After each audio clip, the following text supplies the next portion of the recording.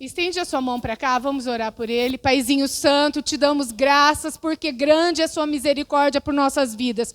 Pai, aqui está o seu servo. Pai, que a palavra que ele tenha para nós seja direto do trono do Senhor. Pai, que não seja mais ele quem fale, mas que seu Santo Espírito fale através da boca dele. Pai, que tudo que o Senhor fale venha como flecha e atinja os nossos corações. Pai, nós os abençoamos em nome de Jesus. Amém. Graça e paz, meus irmãos. Olha, eu estava lembrando do momento em que o homem pisou na lua pela primeira vez, que ele disse assim, pisar na lua é um pequeno passo para um homem, mas um passo gigantesco para a humanidade, né? E quando eu vi as crianças aqui na frente, com seu pai, ou com a mãe, representando o pai, pode parecer para os pais uma coisa tão pequena, mas para os filhos isso é tão grande, tão significativo. E hoje é o Dia dos Pais, como nós já ouvimos, os irmãos ministraram. E eu trouxe uma palavra que o Senhor colocou no meu coração a respeito da importância de ser pais. Então eu quero já acalmar os meus irmãos, que eu não vou trazer uma palavra dura, não, pelo contrário, uma palavra de exortação, em amor, para nos ajudar a entender de onde nós viemos e por que nós somos como somos, por que nós reagimos muitas vezes como nós reagimos. E a partir, então, desse entendimento, a gente vai ver o que a gente precisa mudar, e aí, com a ajuda do Espírito Santo, nós vamos mudar em nome de Jesus. Amém? Glória a Deus. Com relação aos presentinhos, eu achei ótimo esse presentinho, fiquei pensando, será que a gente quer uma orientação para a gente ficar mais cheiroso, tomar banho com mais frequência? Às vezes precisa, né? Às vezes precisa, né? Glória a Deus. Aleluia. Abra, por favor, a sua Bíblia em Lucas, no capítulo 11. Você deve ter notado que a pastora Yolanda não está, mas é porque ela está viajando, então está tudo bem com ela. Terça-feira, em nome de Jesus, ela já está de volta. Semana que vem, ela está conosco. Amém? Então, meus irmãos, Lucas capítulo 15, enquanto você abre, eu vou lendo para você o tema do ano, né? Todas as nossas igrejas estão, né, falando sobre que é um tempo de reconciliação. Esse ano foi um ano que o Senhor deu essa orientação. E nesse mês, o tema para o mês é falar sobre família. Família tem que ser um lugar de constante reconciliação. E o tema para hoje é amor, é o combustível da reconciliação. E eu quero abrir esse tema e acrescentar que sobre o pai que vive como criança, aquele pai que não cresceu, que ainda é infantil, que quer se deter só naquilo que é prazer, né? E dizer dos reflexos que esses pais que vivem como criança, eles deixam que as suas crianças, seus filhos, vivam sem pai, né? O reflexo, a consequência. Então, Lucas capítulo 15, a partir do versículo 11, diz o seguinte: certo homem tinha 2 filhos. O mais moço deles disse ao pai: Pai, me dá a minha parte da herança. E o pai repartiu e lhe deu a parte da herança. Poucos dias depois, esse filho mais moço ajuntou tudo o que era seu e partiu para uma terra distante. E lá gastou todos os seus bens vivendo de maneira irresponsável. Versículo 14. Depois de ter gastado tudo, sobreveio àquele país uma grande fome, e esse moço começou a passar necessidade. Então, ele foi e se ajuntou a um dos cidadãos daquela terra para trabalhar na fazenda e cuidar dos porcos. E ali, aquele moço desejava fartar-se da comida que era dado aos porcos, mas ninguém lhe dava nada. Então, versículo 17, essa parte aqui é bem importante, depois eu vou explicar.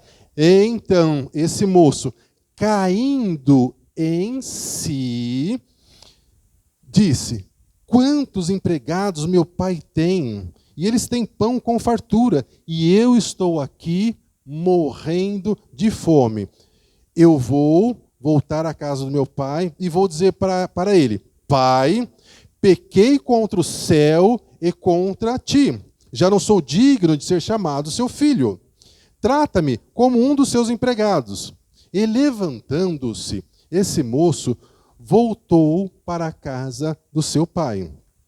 Vinha esse moço ainda de longe, quando o pai o viu, e compadecido do seu filho, correu e o abraçou, e o beijou.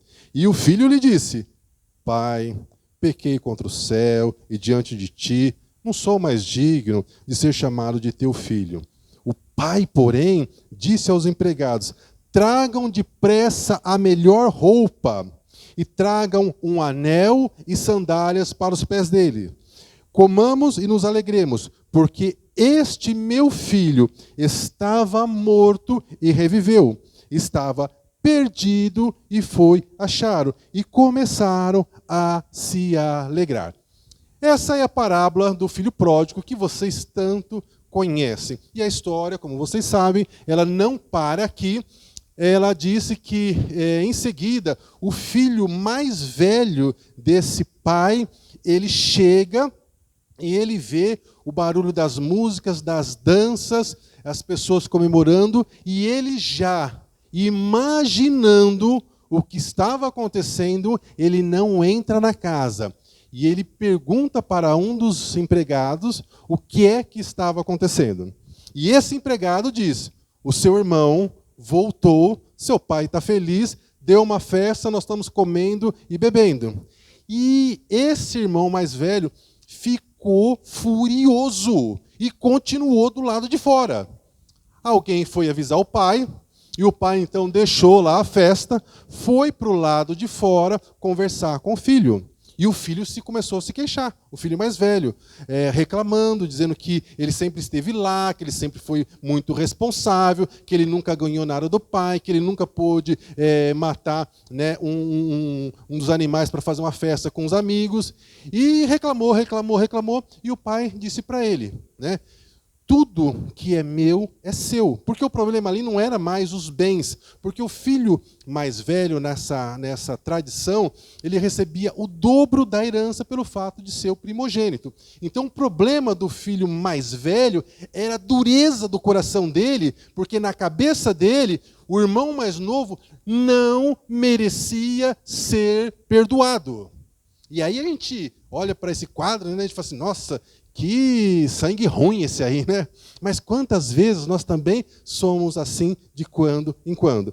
E aí o pai, de novo, repete para o filho aquilo que ele tinha dito para o irmão, que ele tinha sim que se alegrar, porque o filho mais novo estava morto e reviveu, estava perdido e foi achado. Então isso no sentido de salvação, que é aquilo que vai nos interessar essa noite. Então, meus irmãos, nós vamos primeiro fazer um pequeno contexto dessa história. E eu quero chamar a sua atenção para 5 pessoas que são importantes nessa história. O primeiro é o pai dos filhos, e esse pai também representa Deus, o nosso pai. Aí tem o segundo, que é o filho mais novo, que também pode representar eu e você, para os irmãos que gostam de estudar, né? Esse irmão mais novo, ele pode também representar os gentios, que somos nós. E o irmão mais velho, que é a terceira pessoa dos 5, é o irmão mais velho, que pode representar, para os irmãos que gostam de estudar, Israel. A quarta pessoa retratada nessa história é a pessoa do Espírito Santo. E aí talvez você fale assim: mas Jefferson, mas o texto não fala do Espírito Santo. Não fala do Espírito Santo, mas fala da ação do Espírito Santo. Fala da atitude, da interferência, do convencimento do Espírito Santo na vida daquele filho mais novo. no versículo 17, quando ele disse que caindo em si, esse caindo em si é uma ação do Espírito Santo na vida daquele rapaz. Então, o Espírito Santo é a quarta pessoa envolvida nessa história. E quem que é a quinta pessoa? A quinta pessoa envolvida nessa história, ela também não é mencionada diretamente, mas nós vemos as ações dela por aquilo que aconteceu com o resultado da escolha do filho mais novo. Como é que ele terminou? Ele terminou sem nada, envergonhado e precisando se humilhar, que é exatamente aquilo que o diabo faz. Ele vem para roubar, para matar e destruir. E foi o que aconteceu com aquele filho mais novo. Então, esse é o contexto, são essas 5 pessoas que estão envolvidas nessa história dessa família, que era uma família com problemas. Amém? 2 filhos, e os 2 filhos tinham problemas. E na nossa família também não é diferente. A nossa família também tem problema, mas da mesma forma que nessa família havia um pai amoroso que conciliou, que trouxe informação, conhecimento e reconciliou todo mundo, na nossa família também acontece a mesma coisa, porque nós temos um pai no céu interessado em fazer com que a nossa família se reconcilie e viva unida em amor. Amém? Glória a Deus. Muito bem. Dito tudo isso, eu quero lembrar os irmãos um versículo que eu dizia muito quando eu era solteiro. O Salmo 68, versículo 8, diz assim: Deus faz com que o solitário viva em família. Por que eu dizia isso quando eu era solteiro? Porque, irmãos, naquela época tinha mais homem do que mulher. E pensa numa tarefa dura que era arrumar uma namorada. Jesus, misericórdia. Então a gente tinha que orar, tinha que clamar, e eu vivia recitando esse versículo: Senhor, tua palavra diz que o solitário vai viver em família. Cadê a minha bênção? Senhor, me ajuda, que o negócio está difícil. Estou no aperto, Senhor, me ajuda, me socorre, né? Mas esse versículo também fala que os rebeldes vão viver em terra seca. Então, eu quero mostrar para os irmãos um contraste. Enquanto Deus está dizendo que Ele não quer que ninguém viva de maneira solitária, que Ele faz com que o solitário viva em família, Deus faz com que o solitário viva em família. Deus faz com quem está em família deseje viver de maneira solitária. No exemplo da parábola, foi o filho pródigo, o filho mais novo, que desejou, ficar fora dos limites, dos olhos do pai, ficar longe da disciplina dos olhos do pai, da correção do pai, para fazer o que ele bem entendesse. No dia a dia, o que nós vemos, nós, homens casados? Nós vemos muitos homens casados desejando viver solitário, voltar a ser solteiro, sair com um monte de moças mais novas, porque ele mesmo já não tem aquele vigor todo, Então, coloca a culpa na mulher, Não, se eu sair com uma mocinha mais nova, então eu vou me sentir jovem de novo. E, irmãs, não se culpem se vocês começarem a ouvir essas histórias, viu? Porque é a Karina Bach, uma mulher muito bonita, e tudo mais, está lá sozinha. Então, você sabe que o negócio não é aparência física. Também não estou dizendo para você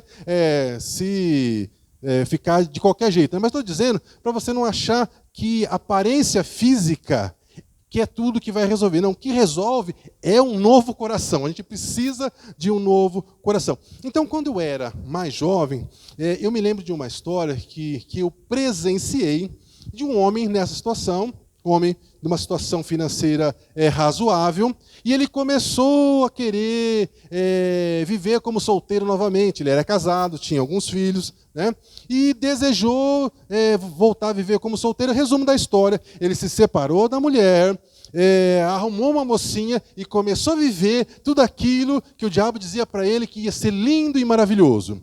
E aí, então, ele começou a experimentar as coisas que o diabo não disse para ele que iria acontecer se ele fizesse aquilo. Primeira coisa, a rejeição dos filhos, porque os filhos ficaram do lado da mãe e não queriam mais ter contato com ele. Para piorar a situação, não demorou muito tempo, ele sofreu um acidente, ficou paralítico e sozinho, solitário. A mocinha, como vocês imaginam, né? Vazou, como diz o outro, e ele ficou assim o resto da vida. Por quê? Porque o diabo entrou na vida dele para roubar, matar e destruir. E é isso que ele faz com todas as pessoas. Então, meus irmãos, nós precisamos ter discernimento. Nós precisamos entender qual que é a nossa missão aqui na Terra. Porque nós somos ensinados que nós precisamos ganhar muito dinheiro, a gente precisa ter uma boa casa, a gente precisa ter um bom carro. Isso está errado. Mas isso não é a coisa mais importante que a gente tem para fazer na Terra. Tanto é que quando a gente morre, tudo isso fica para trás. Então, meus irmãos, a Bíblia começa falando sobre aquilo que é o mais importante, que é família. Depois da nossa salvação, a coisa mais importante que nós temos é a nossa família. A Bíblia começa em Gênesis, no Antigo Testamento, falando que Deus criou Adão, criou Eva e deu a eles filhos. E eles, então, foram a primeira família. E aí, então, você vê já em Abraão, Deus dizendo, Abraão, em você serão benditas todas as famílias da terra. Não são todas as pessoas, são todas as famílias. E o Antigo Testamento termina em Malaquias dizendo que o Senhor vai converter o coração dos pais ao coração dos filhos e converter o coração dos filhos ao coração dos pais. Então, o Antigo Testamento começa falando de família e termina falando de família. E aí, então, temos o Novo Testamento. Como que o Novo Testamento começa? O Novo Testamento começa narrando que Maria fica grávida pelo Espírito Santo e o Zé, queria vazar, porque ele achou que aquilo lá não era de Deus. E aí, meus irmãos, veja você, Maria ficou grávida pela obra do Espírito Santo. Um anjo foi lá falar com Maria. Você acha que Deus não iria suprir todas as necessidades físicas, emocionais e financeiras da Maria se o Zé vazasse mesmo, se ele fosse embora? Ia ou não ia? Vocês não estão muito convencidos, não, né? Mas, enfim, né? Se o José fosse embora, Maria seria suprida por Deus em todas as áreas. Agora, veja, meu irmão, veja, minha irmã, o tamanho da importância de um pai na vida de uma criança. Deus, sendo onisciente, onipresente, onipotente, ele não deixou o Zé vazar.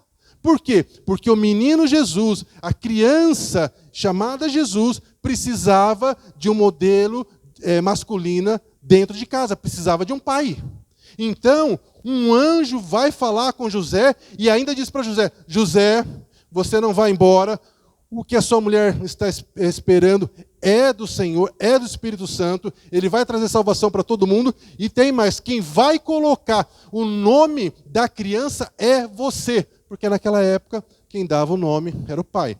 Lembra-se, inclusive, de João Batista, que João Batista duvidou que a Isabel ia ficar grávida, porque os dois já estavam meio velhinhos, meio cansados, né?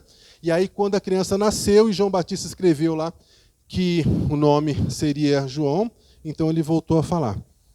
Então, Deus, que é todo-poderoso, poderia suprir Maria e o menino Jesus de todas as formas, não deixou que eles ficassem sem um pai por perto para Jesus. Então, se Jesus, como menino, como criança, teve um pai adotivo, como que os nossos filhos vão viver sem um pai? E aí, meus irmãos, as pesquisas demonstram o que acontece quando um pai vive como criança, vive nessa infantilidade, querendo só desfrutar de prazeres, como uma criança que só quer brincar com seus brinquedos, não quer escovar dente, não quer comer brócolis e os demais legumes. Entende? Não pode. Aí vem o pai, vem a mãe, tem que fazer assim, tem que fazer assado, dá disciplina. E muitos adultos, quando chegam numa determinada fase do casamento, eles querem voltar a viver dessa forma. E não dá. Não dá. Então, meus irmãos, as pesquisas já mostram que das infrações cometidas por adolescentes, de cada 10 infrações cometidas por adolescentes, 7 são de crianças, de adolescentes que vivem sem pai ou nem conheceram o pai. De cada 4 tentativas de suicídios ou de suicídios entre adolescentes, 3 também são de adolescentes que vivem sem pai ou que não conheceram os pais. Isso interfere em todas as áreas. Viver sem um pai faz muito mal para todas as crianças. Então, existe a questão da baixa autoestima, da instabilidade emocional, principalmente de homens que vivem sem pai, que não conseguem demonstrar sentimento nem pela esposa e nem pelos filhos. Quantos e quantos casos nós sabemos de pais que nunca disseram para o filho: filho, eu amo você.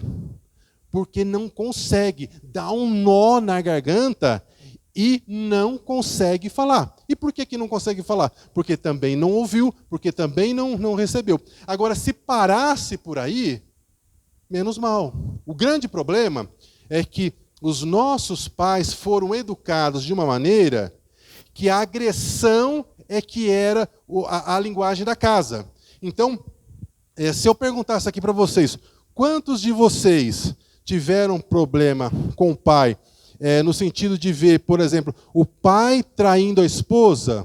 Uma boa parte levantaria a mão. Quantos de vocês, o pai teve problemas com bebida? Eu não estou falando de beber no final de semana. Estou falando de beber, de trazer problema para a família. Boa parte de vocês levantaria as mãos. Se eu perguntasse quantos de vocês, o pai teve problema com drogas ou ficou preso, a gente também teria uma porcentagem. Se a gente perguntasse para vocês, quantos de vocês viram o pai batendo na mãe, seria outra tragédia. Quantos de vocês foram educados na base da violência? Irmãos, para resumir a história, quantos de vocês se sentiram rejeitados pelo próprio pai? Para saber se está tudo bem com você nessa área, você tem que fazer uma pergunta. Eu tenho alguma mágoa do meu pai em alguma área?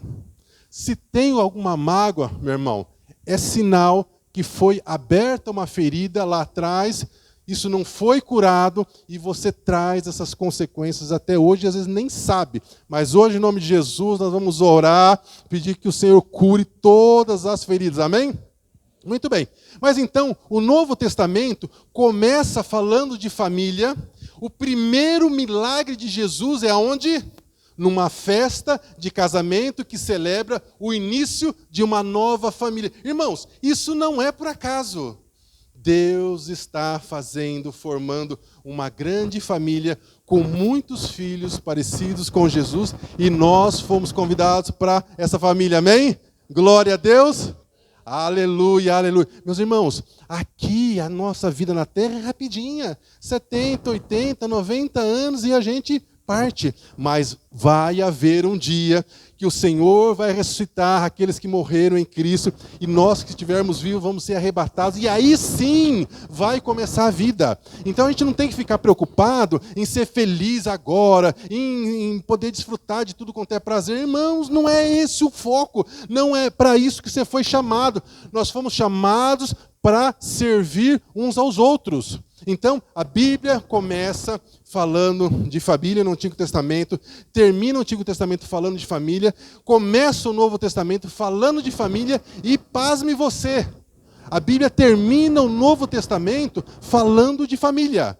Apocalipse no capítulo 19, deixa eu ver o versículo que eu não lembro. Versículo 19, versículo 7 diz o seguinte: alegrem-se, pois chegou a hora das bodas. Bodas é casamento. Alegrem-se, pois chegou as bodas do Cordeiro e a sua noiva já está pronta. A noiva é a igreja, que somos nós. Então, meus irmãos, nós temos que ter esse foco, que a família é a coisa mais importante que nós temos conosco. O apóstolo Paulo foi arrebatado até o terceiro céu.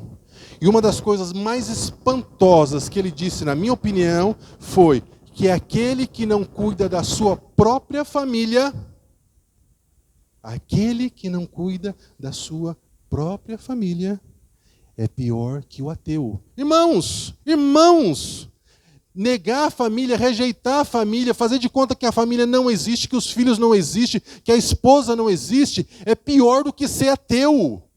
Veja a importância que Deus dá para a família.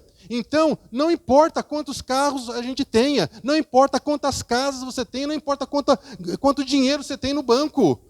O que Deus vai perguntar para você é: como é que você cuidou da sua família? Como é que você cuidou da sua esposa? Como é que você cuidou dos seus filhos? E aí vem de novo aquela história: mas eu não sei como cuidar da minha esposa. Eu não sei como cuidar dos meus filhos. Eu sou de uma outra época, fui criado de um outro jeito. Irmãos, é por isso que nós precisamos uns dos outros. É por isso que nós recebemos na igreja, a cada domingo, orientação de uma parte da nossa vida, de como viver, de como procurar ajuda. Eu não nasci sabendo tudo, pelo contrário. Eu sou filho de um pai que deixou a família. Tudo o que eu aprendi sentado no banco da igreja. E continuo aprendendo até hoje. E pasmem vocês. Um belo dia, minha mãe disse, quando eu era criança: filho, você tem que ser uma boa pessoa, você tem que crescer, você tem que ser um homem de bem, porque um dia o seu pai ainda pode dizer que eu e a sua mãe não soubemos criar você. Minha avó que disse isso, né? E ela acrescentou dizendo o seguinte: e pode acontecer que um dia, no futuro, o seu pai precise de você, e eu quero que você seja homem o suficiente para cuidar do seu pai. Claro que existia uma mágoa, né, da minha avó, querendo cutucar meu pai, dizendo, né, tá vendo, abandonou o menino, agora ele que está aí cuidando de você. Irmãos, dito e feito. O tempo passou. Um belo dia, meu pai estava casado lá, tudo bem, tudo lindo e maravilhoso. Ele teve um problema terrível de saúde, a mulher dele pediu o divórcio e ele ficou sozinho numa cadeira de roda. E aí, o que ele fez? Ele veio falar comigo para ver se eu não podia ajudá-lo, entende? E aí, irmãos, eu já tinha me convertido, né? Pensa no menino, né, certinho, e aí toda vez que ele me apresentava, as pessoas me elogiavam para ele. E eu via nos olhos do meu pai o arrependimento que ele trazia de ter perdido aquilo que poderia ter sido os melhores anos da vida dele, vendo como que seria a minha formação, o meu crescimento, me acompanhando, entende?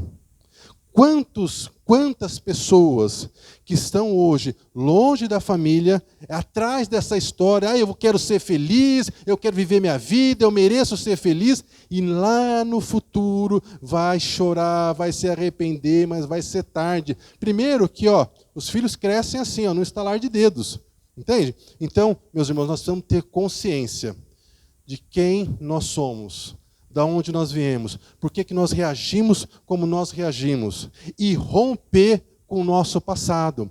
Então, se o seu pai era como o meu pai, que abandonou a família, eu não vou abandonar a minha família. Meu casamento é perfeito? Não. Os meus filhos são perfeitos? Não. Mas eu estou lá persistindo, não largo deles de jeito nenhum.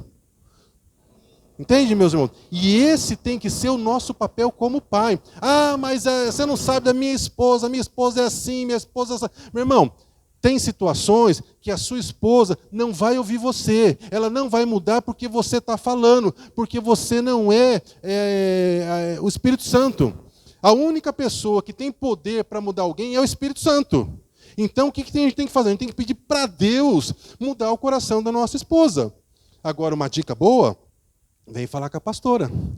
Fala com a pastora Yolanda. Fala, pastora Yolanda, lá em casa o negócio anda meio nervoso, minha mulher não anda me ouvindo. Aí a pastora Yolanda, com todo o amor do mundo, vai chamar a sua amada, vai falar: querida, como é que está lá a sua casa? E se ela perceber que a sua patroa está precisando de uns puxão de orelha, com muito amor, ela vai puxar, irmãos, e vai ser bênção. Entende? E da mesma forma, se a sua patroa perceber que você que não está fazendo o seu papel como precisava, anda muito nervoso, muito bruto com os meninos, sempre muito irritado, né?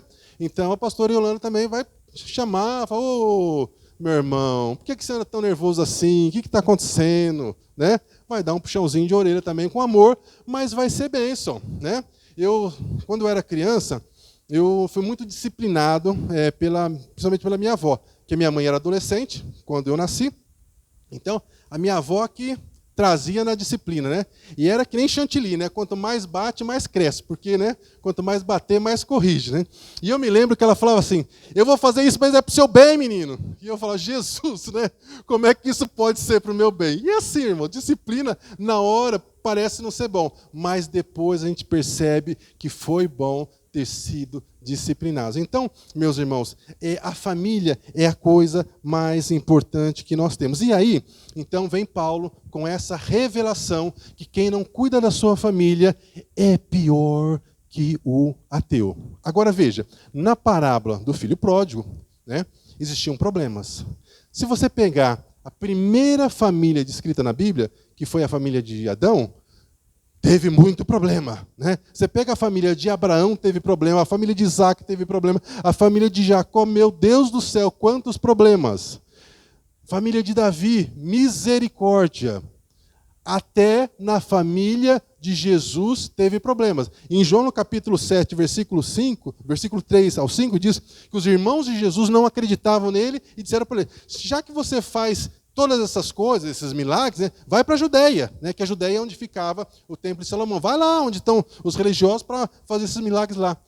Até na família de Jesus teve problema. Então, meus irmãos, ter problema na nossa família não é novidade. O grande diferencial é como é que nós vamos resolver os problemas da nossa família. Porque sempre vai ter problema. Entende? Como é que eu e você vamos resolver os problemas lá em casa? Porque é lá em casa que eu mostro se eu sou crente ou não. É lá na sua casa que você mostra se você é maduro, se você está disposto, né, a colocar a sua cruz e carregar essa cruz, ou se você só está querendo, né, dizer que você mudou de religião. Deus não nos chamou para mudar de religião. Deus nos chamou para uma nova vida. A gente pensava de um jeito, agora a gente pensa de uma nova maneira. A gente reagia de uma determinada forma, agora a gente reage do jeito de Deus. Então, é assim que nós precisamos viver. Na família do filho pródigo, eles tiveram o privilégio de ter um pai maduro que sabia lidar com problemas. Na família do filho pródigo, eles tinham um pai que sabia lidar com as crises. Eles tinham um pai que sabia lidar com a necessidade de cada filho. Porque cada filho tem uma necessidade diferente. Cada filho é diferente uns dos outros. E nós não podemos tratar os nossos filhos todos da mesma maneira. Quantas e quantas vezes nós já vemos aquela expressão: eu não sei o que aconteceu com esse menino, eu tive 5 filhos, eduquei os 5 do mesmo jeito, e esse aí deu errado.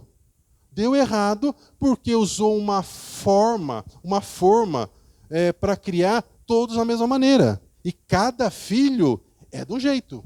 Então a gente precisa saber das necessidades de cada um, e para saber das necessidades de cada um, a gente tem que gastar um pouco de tempo com cada filho.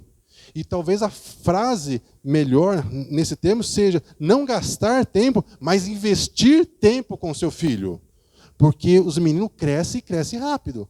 Até os 12 anos vai devagar. O primeiro ano, né, Humberto, parece que não passa. Mas depois, irmãos, quem tem filho já, né, adulto sabe como é que é isso. Então a gente tem que aproveitar as crianças. Então a gente tem que fazer aquilo que a gente precisa para que a gente não viva como um pai que quer ser criança. A gente precisa viver como pai maduro. Nós não estamos aqui para ser felizes, nós não estamos aqui para que sirvam as nossas vontades. Pelo contrário, nós estamos aqui para servir as nossas famílias. Mas o diabo é especialista em enganar as pessoas. E infelizmente, nós homens somos os mais propensos a ser iludidos pelas mentiras do diabo. né? É o que a gente mais vê, é homem deixando a família para ir atrás de uma mocinha mais bonita e depois lá na frente, né, o estrago às vezes se torna irreparável. Então, meus irmãos, a gente precisa ter consciência disso. Precisamos ter consciência de que cada filho, cada um dos nossos filhos é uma missão diferente que o Senhor nos deu. O futuro dos nossos filhos está, na maior parte do tempo, nas nossas mãos, no sentido de dar direção, de dar limite e de dar identidade para as crianças. Então, eu não vou falar muito sobre isso porque não dá tempo, mas nós precisamos fazer a nossa parte. Nós precisamos assumir os filhos que nós colocamos no mundo. Porque se nós não somos homens nem para assumir os filhos que nós colocamos nesse mundo, meus irmãos, nós estamos em apuros. Ninguém vai nos salvar, porque Deus vai ser o primeiro a nos condenar. Porque Paulo já trouxe essa revelação. Se você não cuida dos seus, da sua própria família, você é pior que o ateu. Então, família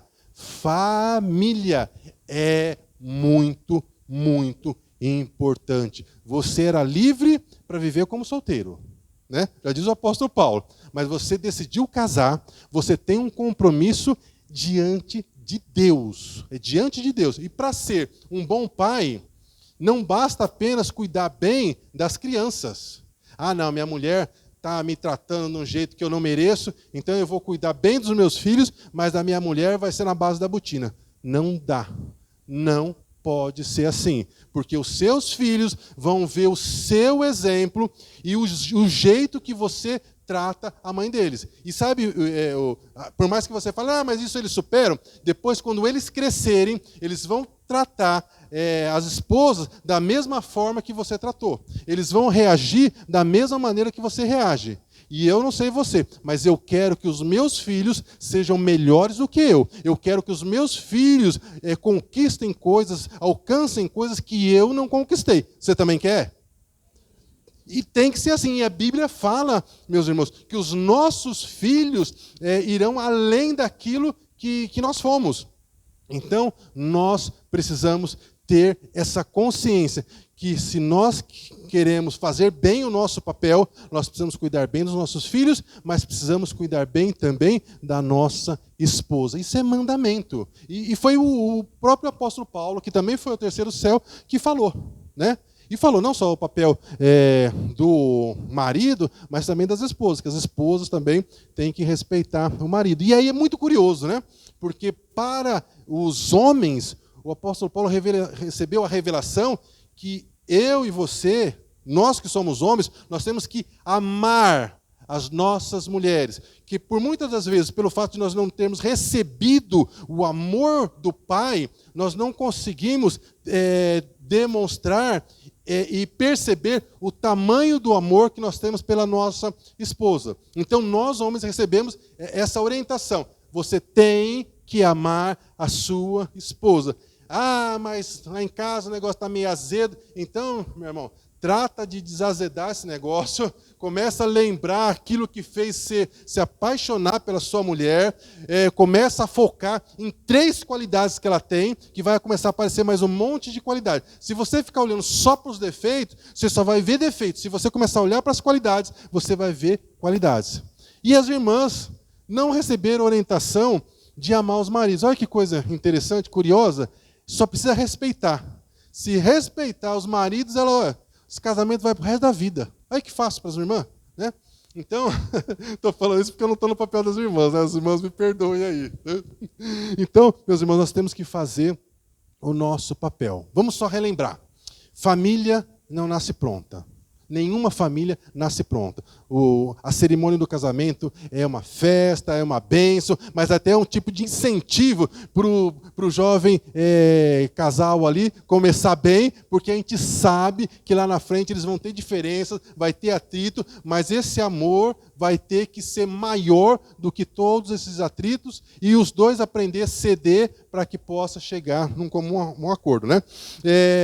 Lembrar que o que fica marcado na lembrança dos seus filhos não é aquilo que você está dizendo, mas é aquilo que você está vivendo, o que fica marcado na cabeça dos seus filhos, na memória, na lembrança dos seus filhos, não é o que você está mandando, mas é aquilo que você está vivendo, o que você está fazendo. É isso que eles veem, é isso que marca. Se você fala que ele tem que ser educado, mas você não é educado, eles não vão ser educados. Se você fala que tem que ser honesto, mas você não é honesto, eles não vão ser honestos. E por aí vai, né? Então, o nosso exemplo marca a vida dos nossos filhos. E os nossos filhos nasceram para ser pessoas prósperas e abençoadas, e nós não podemos atrapalhar o futuro que Deus tem para os nossos filhos. Bom, relembrando, Deus, com todo o seu poder, deu um pai adotivo para o menino Jesus.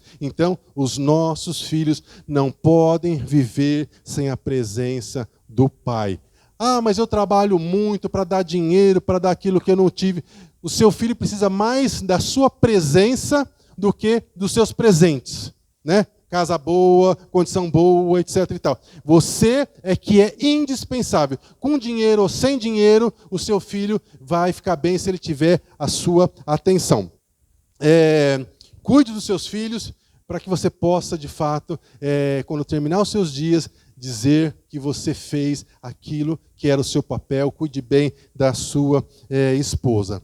Lembre-se, a Bíblia começa falando sobre família e termina falando sobre família. Você chegou nesse mundo por meio de uma família, e se você fizer o seu papel direitinho, você vai terminar numa família. Não queira terminar essa vida solitário, jogado no asilo, num hospital, em qualquer desses lugares, que Deus nos livre disso. Não seja um pai bruto, não seja um pai distante, não seja um pai ausente, não seja um pai grosseiro, não seja um pai que amaldiçoa o filho ou a filha com as palavras. Ah, mas como que um pai faz isso? Quando diz, você nunca vai ser nada na vida, tudo que você faz é errado, você é burro, menino. Isso são palavras de maldições. Então, coloca um freio na sua boca, toda vez que o menino fizer alguma coisa errada, lá que você tiver vontade de falar uns negócios, né? Você profetiza em nome de Jesus. Você fala assim, meu filho, deu errado dessa vez, mas em nome de Jesus vai dar certo na próxima. E segue em frente. Palavras que fortaleçam o coração do seu filho. E se você nunca teve um pai, ou se o seu pai traumatizou você, hoje nós vamos orar para que Deus cure essas feridas, para que você não sofra mais por conta de traumas que você teve no seu passado. Se você tem que perdoar o seu pai, então hoje à noite é a noite para que você perdoe. Então sonde o seu coração. Tem alguma mágoa no seu coração com o seu pai? O Senhor vai te fortalecer para que você libere o perdão. E o perdão não é para a pessoa ficar de boa, meus irmãos. O perdão é para nos soltar desse veneno que vai nos consumindo, né? Nós precisamos perdoar. Então, Deus tem um grande plano, que é fazer uma grande família com muitos filhos parecidos com Jesus. E para que os nossos filhos se pareçam com Jesus, nós precisamos parecer com Jesus. Para que o seu filho se pareça com Jesus, você precisa se parecer com Jesus nas suas atitudes e nas suas reações. Bom, quero chamar os irmãos do louvor para retornarem, por favor. Depois de ouvir essa mensagem, meus irmãos, o que é que você precisa fazer? O que é que você precisa mudar? Se a maneira que você tem tratado a sua esposa está no automático, já de maneira muito ríspida, e as coisas não andam como precisa, você precisa rever a maneira que você está tratando a sua esposa. Se a maneira que você está tratando os seus filhos está muito dura, muito grosseira, você está sendo muito exigente, você precisa rever isso. Nós precisamos romper com o nosso passado e irmos e começarmos a viver o novo de Deus. Deus nos chamou para uma nova vida. Então, queria convidar os irmãos para se levantar. Nós vamos cantar uma canção e depois a Evelyn vai nos conduzir numa oração.